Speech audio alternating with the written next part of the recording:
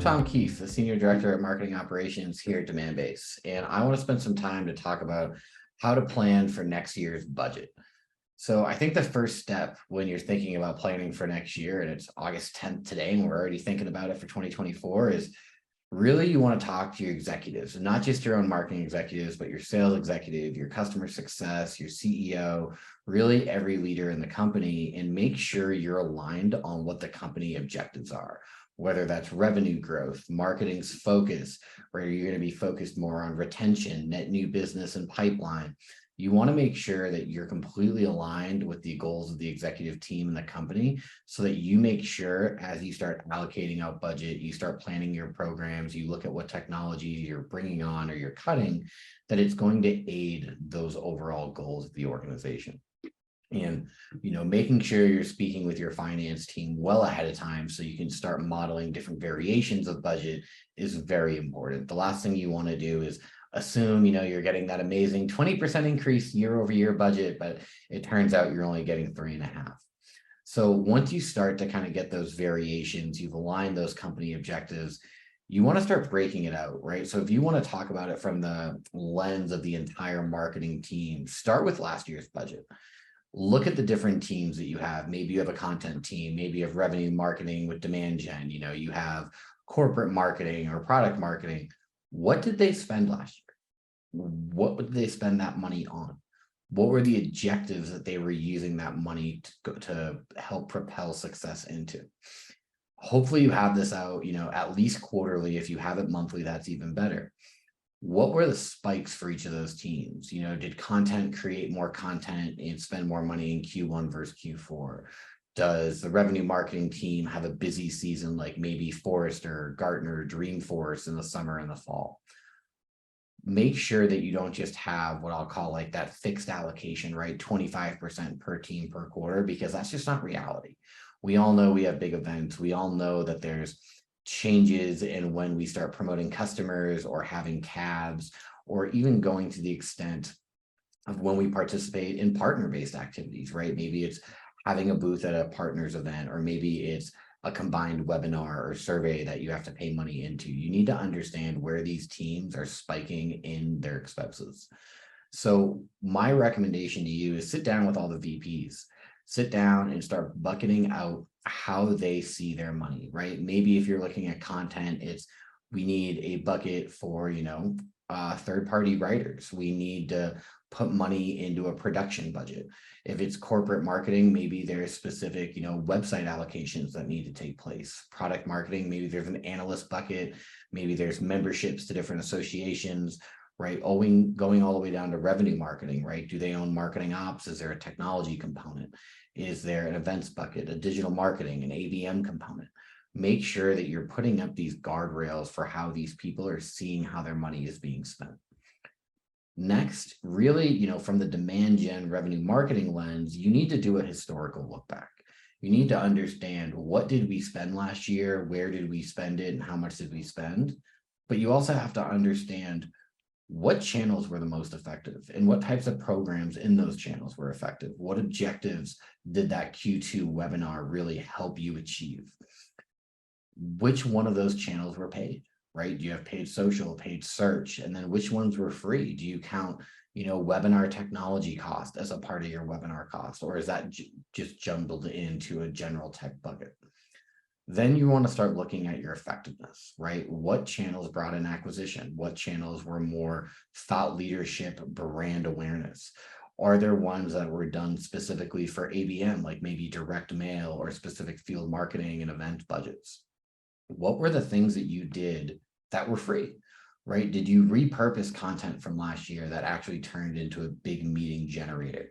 Were you redoing webinars or short videos to get the most out of that content? Really understand where that effort was spent, where those dollars were spent, but just as importantly, what did you do to make an impact on the business that you didn't spend any money on outside of, your own resources like people and time?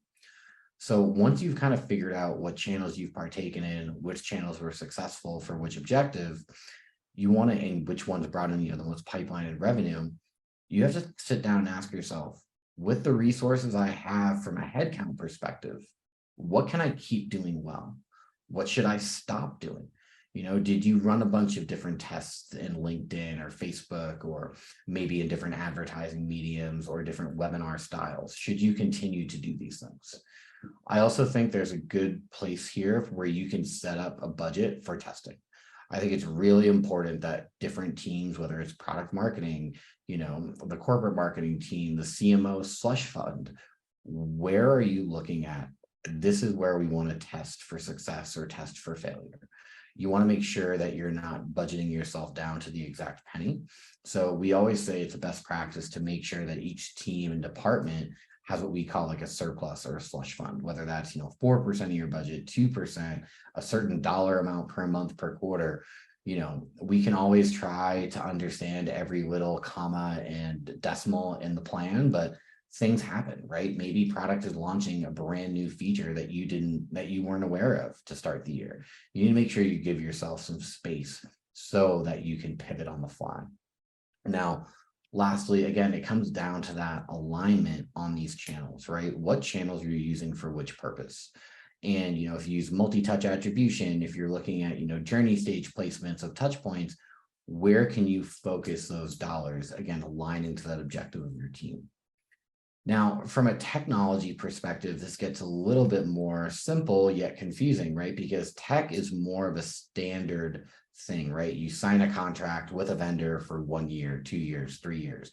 So you know exactly when and where you're going to have to review for additional spend.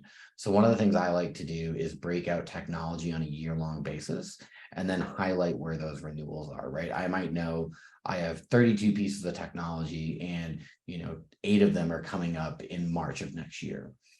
Then I want you to sit down and look at your contracts. I want you to say, okay, how much did I spend with vendor A last time? Was it $50,000? When we renewed that technology, was there an automatic increase? Is this a technology that is based on usage in terms of pricing or number of seats? Compare that to your headcount for next year. Do you need more of those seats? Look at what your program owners are thinking about for channels. Will that tech actually have a usage increase that may increase your cost? Now, that will give you a general idea of what your technology cost should be. But I think, in the world that we're in today, consolidation and budget is super important. So what type of tech debt do you have? Do you have things that you don't use? Are there things that you use only 10% of? Are there things you can consolidate with another piece of technology that can run the same insights for your different teams? So really, consolidation, tech debt, removal of technology is just as important as looking at what technology you have coming up that can increase in cost. Lastly, around tech, I think the big question here is who uses it, right? If this is, if you own marketing automation, okay, the marketing team probably mostly uses that. But what if you use something like Figma, or, if you're paying for Zoom, should you be paying for that if other departments are utilizing it just as much as yours? So again, this is when you can sit down with your finance team, with leaders of other departments, and start to have these harder conversations around, hey, we both use this system. Can we share budget? And then you bring that to your finance team to make sure that they can allocate that correctly. Now, lastly, I think we all want to do new and fun things, right? Everybody has new ideas. Everyone wants to stand out in the market and differentiate themselves. So if we think about what we've talked about already, right, you're aligning yourselves to your company objectives. You're breaking out budgets by teams and objectives, hopefully by quarter, maybe even by month. You've done this analysis on what you've done in the past, what channels work for which goals, what you should keep doing, what you want to test out this year, what free things worked versus paid channels. You have an understanding of your technology, what those increases or decreases might be. But again, come back to testing. What are you giving each team and department to go try and fail, right? Try and fail is a good thing. That means you're trying something new, right? It didn't work, so either you continue to optimize or you move to something else. How can you start supporting that innovation within your team? And, the other aspect of quote unquote testing or this surplus is, how can you use this with other departments, right? Do you have a big event coming up in June? Should you start running a sales spiff with SDRs and AEs to help increase invites or meetings set?